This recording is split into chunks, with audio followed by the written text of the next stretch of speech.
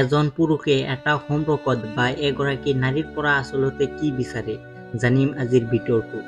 আচলতে পুৰুষসকল বাহিৰৰ পৰা যিমানেই কঠিন নহওক কিয় ভিতৰৰ পৰা সিমানেই কোমল। আচলতে সমাজখনে পুৰুষক ইমান বেছি অভিনয় কৰিবলৈ শিকায় যে তেওঁলোকে নিজৰ মনৰ কষ্ট দুখ সঠিকভাৱে প্ৰকাশ কৰিব নোৱাৰে। তেওঁলোকে দেখুৱাব নোৱাৰে যে তেওঁলোকৰ মন বেয়া। তেওঁলোকে নিজৰ কষ্ট দেখুৱাব নোৱাৰে। তাৰ সলনি তেওঁলোকে যিটো দেখুৱাব পাৰে সেয়া হ'ল খং, অভিমান, ইগনৰ আৰু জেদ। এটা সময়ত তেওঁলোকে অভিনয় কৰি কৰি নিজকে পাহৰি যায় যে যিখন মুখা তেওঁলোকে লুকাই ৰাখে, যিখন মুখা সমাজে লুকাই ৰাখিবলৈ কয়, সেইখন ইমান কঠিনভাৱে তেওঁলোকৰ মুখত লাগি ধৰে যে তাৰ পৰা তেওঁলোকে ওলাই আহিব নোৱাৰে, নিজকে হেৰুৱাই পেলায়। এজন পুৰুষে এটা সম্পৰ্কত বা এগৰাকী নাৰীৰ পৰা আচলতে কি বিচাৰে জানিম আজিৰ ভিডিঅ'টো। নাম্বাৰ 1, জানেনে আমাৰ এনে লাগে যে পুৰুষে ভালপোৱা বিচাৰে, পুৰুষে যতন বা কেয়াৰ বিচাৰে। আচলতে এইবোৰ তেওঁলোকে নিবিচাৰে। তেওঁলোকে আচলতে কি বিচাৰে জানে? তেওঁলোকে বিচাৰে প্ৰকৃত সন্মান, তেওঁক সৰু কথা কোৱা, তেওঁক নিজ বা তল দেখুওৱা, তেওঁক দিনে দিনে অপমান কৰা। এইবোৰে এজন পুৰুষক ভিতৰৰ পৰা ভাঙি পেলোৱায়। যদি কোনোবাই নাৰীয়ে তেওঁক সন্মান কৰিব পাৰে তেন্তে সেই নাৰীক তেওঁ বৰ আপোন বুলি ভাবে আৰু তেওঁক ভীষণ পচন্দ কৰে। ইয়াৰ লগতে আৰু কিছু কথা কৈ থোৱা ভাল যে কিছুমান পুৰুষে এনে ব্যৱহাৰ কৰে যে তেওঁলোকে হয়তো সঁচাকৈয়ে সন্মানযোগ্য নহয়।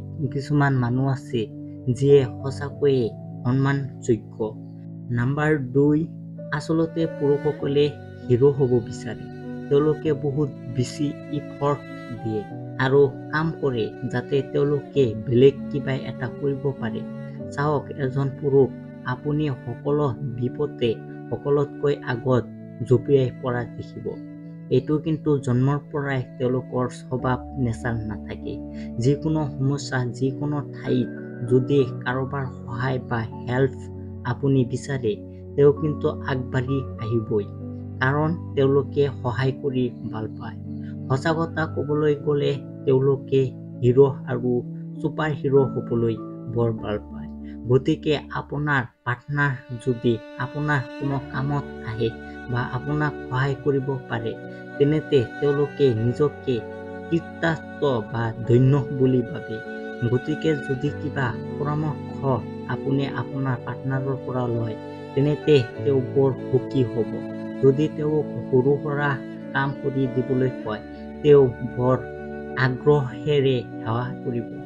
ইয়াৰ ফলত আপোনালোকৰ মাজত ভাল এটা সম্পৰ্ক হ'ব। মানে পুৰুষৰ পৰা সহায় বিচাৰিলে তেওঁলোক সুখী হয়। নম্বৰ 3, এইবাৰ কথা পাতিম 3 নম্বৰ পইণ্টৰ বিষয়ে। চাওক, আমি মহিলাসকলক বৰ আৱেগিক হওঁ আৰু আমি মনে মনে এনেকুৱা এজন সংগী বা পাৰ্টনাৰ আশা কৰোঁ যিয়ে আৱেগিকভাৱে আমাৰ বাবে উপলব্ধ হ'ব, আমাৰ মন বেয়া হ'লে আমাক ছাপোৰ্ট কৰিব, আমি অলপ মনৰ কথা খুলি ক'ব পাৰিম, ৰিলেক্স হ'ব পাৰিম। ঠিক এনেকুৱা পাৰ্টনাৰৰ আমি বিচাৰোঁ। আনহাতে ল'ৰাবোৰে অলপ বেলেগ ধৰণে ভাবে। ল'ৰাবোৰে কিন্তু জীৱনত প্ৰত্যাহ্বান বা চেলেঞ্জ ভাল পায়।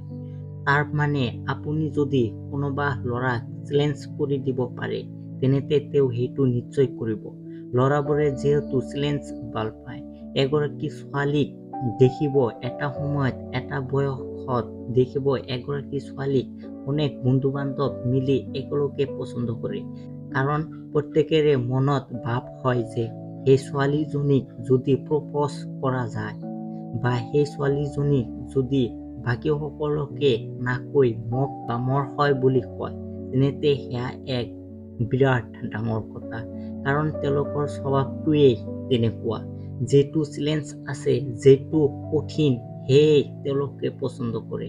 গতিকে আপুনি যদি আপোনাৰ পাৰ্টনাৰৰ সন্মুখত চেলেঞ্জ হৈ উঠিব পাৰে তেন্তে নিশ্চিতভাৱে তেওঁ আপোনাৰ প্ৰতি অনেক বেছি আকৰ্ষিত হ'ব। নম্বৰ 4, ছোৱালীৰ দৰে ল'ৰাবোৰেও কিন্তু প্ৰশংসা বা কমেণ্ট পাবলৈ বৰ ভাল পায়। সেয়া আপোনাৰ পচন্দৰ মানুহজনক বা আপোনাৰ পাৰ্টনাৰক নিশ্চয় কমেণ্ট দিব। এয়া পোচাকযোৰত তোমাক ভাল লাগিছে, এয়া হেয়াৰ ষ্টাইলটো ভাল, এইবোৰ কিন্তু প্ৰতিজন পুৰুষে মনৰ পৰা বিচাৰে। নম্বৰ 5, মানসিক নিৰাপত্তা। পুৰুষে বাহিৰৰ পৰা নিজকে যিমানেই শক্তিশালী নেদেখুৱাওক, আচলতে তেওঁলোকৰ মনটো কোমল। তেওঁলোকেতো অভিনয় কৰি কৰি ভাগৰি পৰে। তেওঁলোকে হয়তো কেতিয়াও নকয় যে তেওঁলোকে মানসিক নিৰাপত্তাহীনতাই ভুগিছে। এজন পুৰুষে ভীষণ ভয় খায়, নাৰ্ভাছ ফিল কৰে, তেওঁলোকৰ কষ্ট হয়, তেওঁলোকৰ মন বেয়া হয়, কিন্তু তেওঁলোকে সেয়া দেখুৱাব নোৱাৰে। এজন পুৰুষে এনেকুৱা এজন সঙ্গী বিচাৰে যাৰ আগত তেওঁৰ মনৰ কথাবোৰ ক'ব পাৰে, যে কেতিয়াও তেওঁক জাজ নকৰে, তেওঁৰ মনৰ ভিতৰত কষ্টবোৰ ভয়বোৰ যদি বিনা দ্বিধাই কাৰোবাৰ আগত ক'ব পাৰে, আৰু সেই মানুহজনৰ লগত যদি ঠিক এনেকুৱা বুজাপৰা থাকে যে তেওঁৰ বিয়াৰ সময়ৰ কথাবোৰ কেৱল তেওঁৰ মাজতেই ৰাখিব, তেতিয়া সেইবোৰ লৈ ভৱিষ্যতে কথা নউলিয়ায়। এনেকুৱা যদি কোনোবা থাকে, তেন্তে পুৰুষে তেওঁৰ ওপৰত সম্পূৰ্ণৰূপে নিৰ্ভৰ কৰে। মই আপোনালোকৰ লগত 5টা পইণ্ট শ্বেয়াৰ কৰিলোঁ যে এজন পুৰুষে আচলতে এগৰাকী নাৰীৰ পৰা কি বিচাৰে। আজিৰ ভিডিঅ'টো কেনে লাগিল নিশ্চয় কমেণ্ট কৰি জনাব। আৰু বিশেষকৈ পুৰুষসকলে যিসকলে মোৰ ভিডিঅ'টো চাই আছে, তেওঁলোকে নিশ্চয় কমেণ্ট কৰি জনাব যে মোৰ ভিডিঅ'ৰ লগত আপোনালোক একমত হয় নে নহয়।